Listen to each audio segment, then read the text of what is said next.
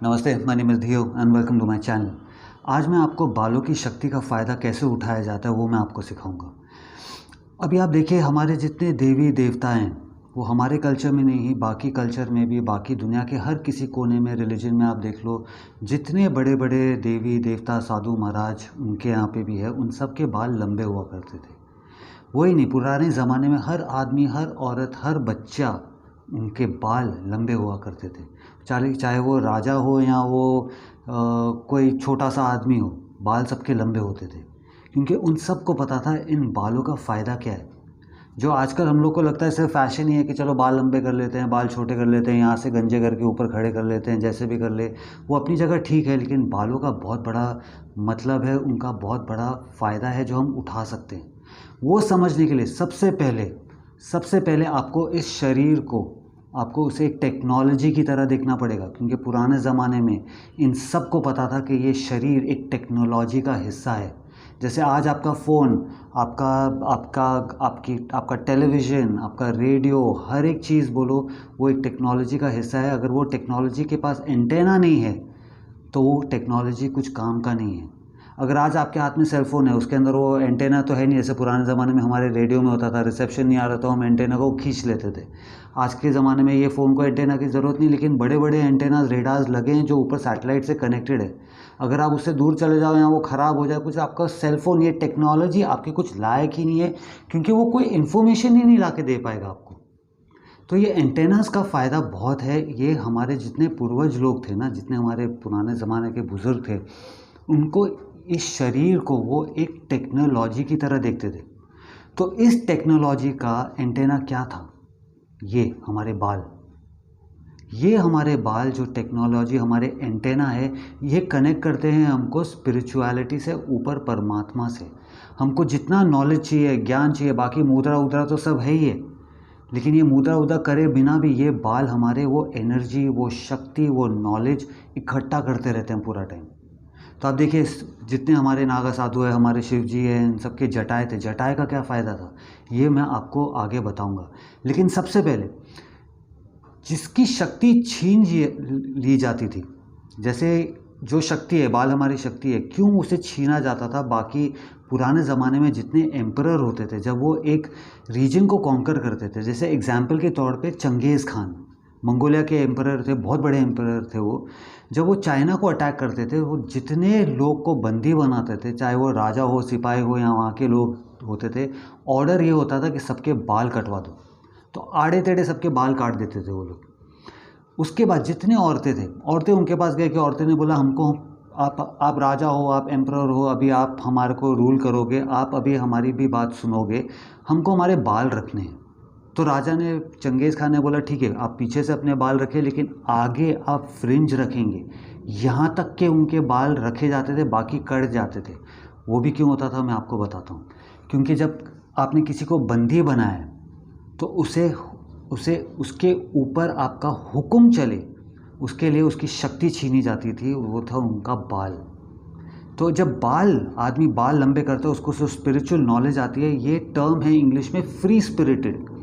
ये आदमी free spirited है, मतलब इसकी आत्मा को ये माया की जितनी रोक टोक है, वो उस सब से ये अलग है।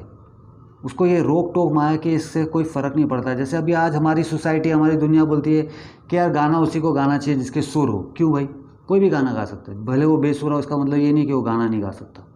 कि किसी का डेथ हुआ तो वहाँ पे वाइट कपड़े ही पहन के जाना है, उसका मतलब था। लेकिन अगर आप फ्री स्पिरिटेड हो, आप कोई भी कपड़े पहन के जाओगे, ये मतलब होता था फ्री स्पिरिटेड का। वो सोसाइटी की बातों में नहीं आते थे। तो चंगेज़ खान ने क्या किया, सबके बाल उड़ा देते थे। औरतों की क्यों रखते थे बाल, कि चलो आपको आपके बाल चाहिए, मैं आपको आपके बाल दूंगा, लेकिन यहाँ तक काट दो, क्योंकि जो हमारी तीसरी आंख है वो बालों से कवर रहती थी पूरा टाइम। तो उनकी शक्ति भी चली जाती थी, क्योंकि उनको पता था औरत की शक्ति क्या है। क्या आदमी, भले भले आदमी सिर्फ जंग में या खेतों में काम कर रहा है, औरत है वो जो जंग में भी जा सकती है, खेत में भी काम कर सकती है, घर भी संभाल सकती है, बच्चे को भी देख सकती है, हस्बैंड को भी देख सकती है, मल्टीटास्किंग कर सकती है औरत। तो उन्हें पता था औरत की शक्ति क्या है।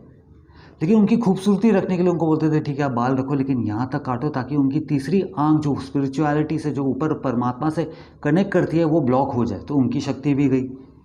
ये था पावर बालों का। तो अभी जब हमारे सारे स्क्रिप्चर्स में भी लिखा है, शिवा ने भी बोला है कि आप अपने बाल लंबे करिए, वो तरीका दिखाया है और बताया कि उसका रीज़न क्या है। उसका रीज़न यही है क्योंकि इन्हें एंटेनास की तरह देखा जाता है। वो हर एक की एक जर्नी अलग है, हर एक का बॉडी अलग है। अभी मेरे बाल शायद इधर आके रुक जाए, किसी के वो और लंबे हो, किसी के यहाँ आके रुक जाए, उगे ही नहीं। तो इसमें फ़िक्र करने की बात नहीं है कि यार मेरे तो उगे नहीं रहे। नहीं, आपको ज़रूरत जितनी है एंटेना आपको उतना ही मिलेगा। कोई कोई लोग है वो टेंशन में आ जाते हैं, अरे मतलब अभी मेरे बाल गिरे, मेरी स्पिरिचुअलिटी नहीं होगी। नहीं, आपका जर्नी अलग है। तो जब नागा साधु को भी ज्वाइन करो तो सबसे पहले आपके बाल मुंडवा देते हैं वो लोग कि अभी ये बाल मुंडवाओ, ताकि अभी आप इंस्ट्रक्शन लेने में आपको ईजी हो जाएगा। गुरु जो बोलेगा वो आपको सुनना पड़ेगा।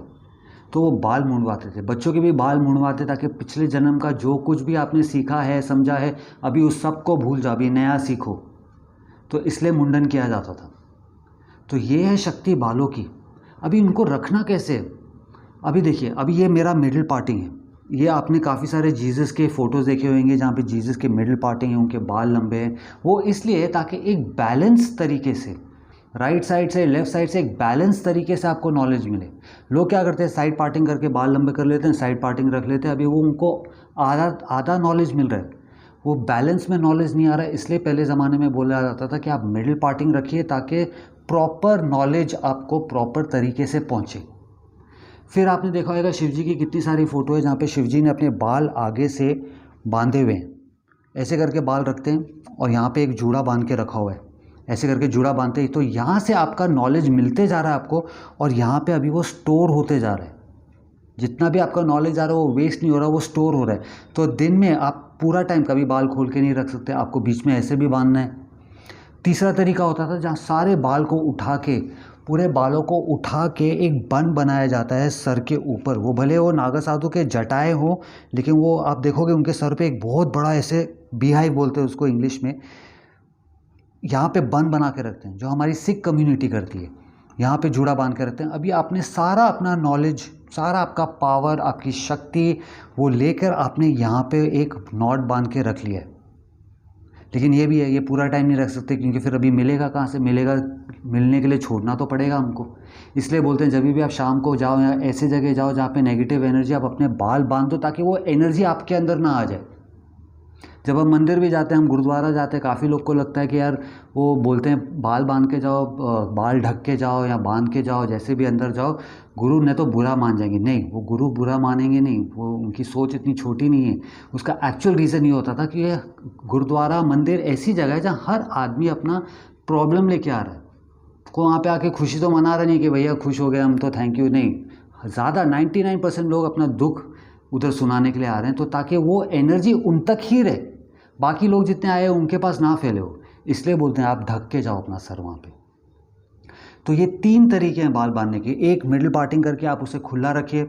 बाकी है जो आधा बांधा हुआ है, आपने यहाँ पे जूड़ी बांधी है, यहाँ से आपके बाल खुले हैं। तीसरा है जो आपने पूरा बांध के रखा हुआ है।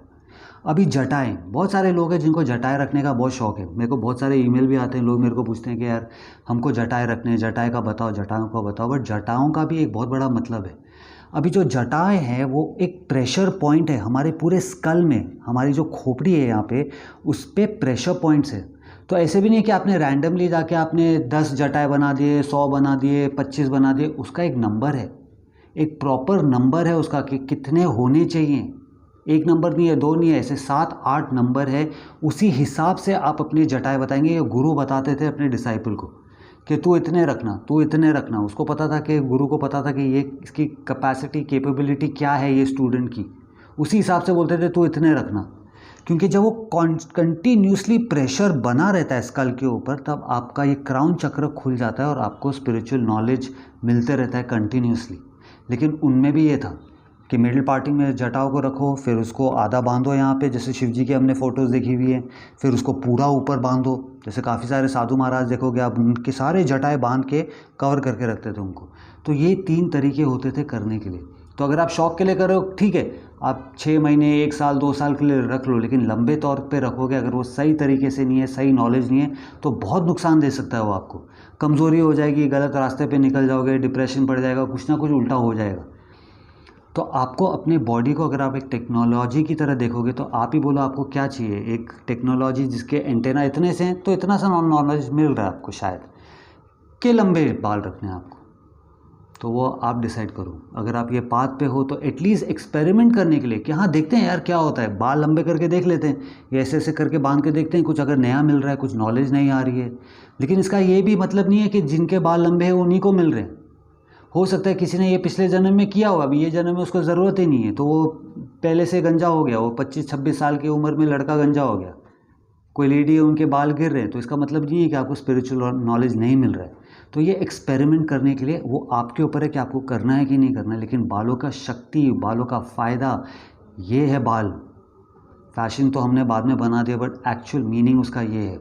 तो जो नॉलेज है अभी हमारी आत्मा इस शरीर के अंदर है, ये शिव जी ने हमको बताया कि अच्छा ठीक है, शरीर के अंदर, उस शरीर को अपने मुताबिक कैसे आप इसको मैनिपुलेट कर सकते हैं, इसका जुगाड़ करके आपको जो चाहिए आपको वो मिल सकता है, वो शिव जी ने हमको सिखाया।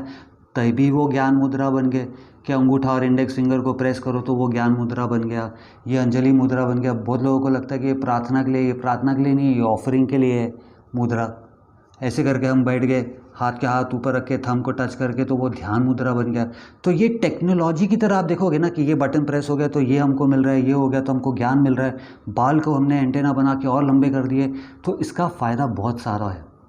तो आप प्लीज़ ट्राई करिए। अगर ये वीडियो अच्छा लगे तो लाइक करना, मेरे चैनल को सब्सक्राइब करना, और अगर ज़िंदा हो तो हक से जियो। नमस्ते।